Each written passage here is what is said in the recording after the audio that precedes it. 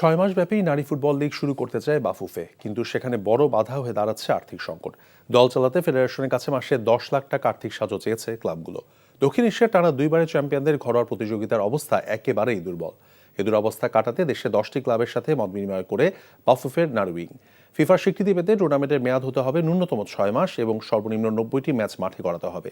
দীর্ঘমেয়াদে দল চালাতে ক্লাবগুলোর সামর্থ্য এবং সমস্যা নিয়ে 10 ক্লাবের প্রতিনিধির সঙ্গে আলোচনা করেন মাহফুজা আক্তার কিরণ।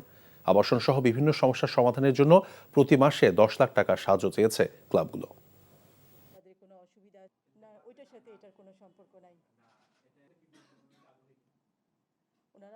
ক্লাবগুলো আমাদেরকে কিভাবে সহযোগিতা করতে পারে, তাদের কোনো অসুবিধা আছে কিনা, সুবিধা আছে কিনা, তারা কোন দিক থেকে ফেডারেশনের কাছ থেকে সাপোর্ট চাচ্ছে বা তাদের কি কি লিমিটেশনস আছে, মূলত এগুলোই আমরা আজকে জানতে চেয়েছিলাম।